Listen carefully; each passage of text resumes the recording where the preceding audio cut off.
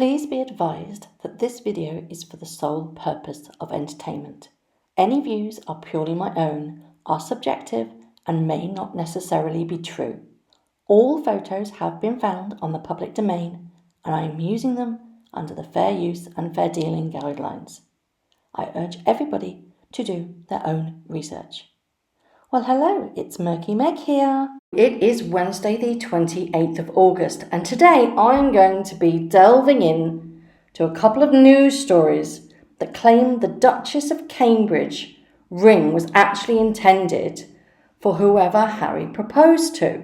Kate Middleton's engagement ring is one of the most iconic rings in the world because it initially belonged to Princess Diana.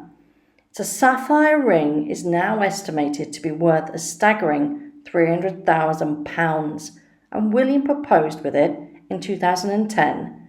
But it turns out it was actually Prince Harry's ring at first. This beautiful ring consists of 12-carat oval blue sapphire surrounded by 12 solitaire diamonds. Was originally given to Princess Diana in 1981 by Prince Charles. After Diana's death, both boys were allowed to choose from their mother's collection.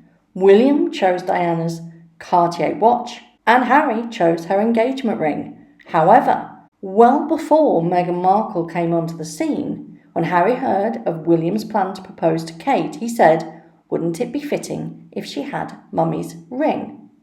This is indeed a beautiful tale, but we all know what Meghan is like, and I find it interesting that somebody so ruthless, who likes the finer things in life, wouldn't latch on to this juicy bit of information. Just simply compare the two brothers' proposals to their respective spouses.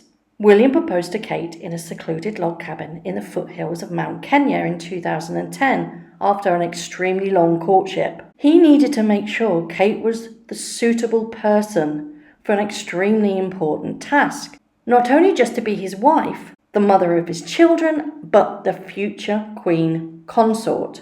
Contrast this to Harry's very quick, rushed proposal in his kitchen at Nottingham Cottage while roasting a flippin' chicken. You've got to laugh, haven't you? Because the difference between the two proposals are polar opposites. I wonder how Meghan feels knowing that this iconic and historical piece of jewellery could have been in her clutches. I've heard whispers and rumours on the grapevine that somebody really wants that ring now. But in her mind, she's the rightful owner because if Harry hadn't have given it to William, she would have got it. More and more media sources are picking up on this story of the ring. It's not a new story. We've known this for a while, that Harry gave William this ring to give to Catherine. So why all of a sudden has this story found legs? We know for a fact that the Harpools camp have got a brand new, shiny media consultant started. We've seen the stories already hitting the media trying to make the hapless two seem lovable and likeable. A prime example of this hit the news today, that Prince Harry and Meghan are just like us, down to earth at last, and swapping their jet-set lifestyle for a 15 quid roast dinner down the pub with baby Archie. Apparently, the hapless two ate at the Rose and Crown in Winkfield, Berkshire. According to the Daily Mail, Meghan was cradling Archie most of the time, and the little lad was as good as gold, and a patron of the pub said they didn't hear him cry once while he was there. Did they go there in the middle of the night then? He's a 4-month-old baby, and they're quite active, don't you know? Meghan Markle could never be described as down to earth. This is their PR team working like dogs to try and make them look better in the public eye. The thing is, we know and have seen exactly what this Duchess can do. It's a feeble attempt to try and convince the gullible and the sugary sweet that they are just like the rest of us, but it's just a little bit too late in my personal opinion. Funny thing is, the pub actually hasn't publicly confirmed this. If a prominent royal came into your establishment with a hardly seen or photographed baby, wouldn't you be screaming from the rooftops that they were there? Wouldn't this be the ultimate publicity buzz? The fact that the pub in question have actually denied the Sussexes even being there, I found fantastic. Believe me, listeners, when I say that this is only the start of what will be a huge PR push to make them seem normal and humble.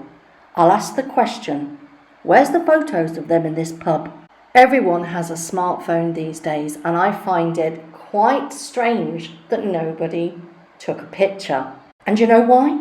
Because it didn't happen! So going back to the engagement ring story, I think this is either yet another PR push to make it seem like Meghan is humble and loves the engagement ring that she was given, or this is the start of a media assassination on William and Kate from the Hapless 2 camp.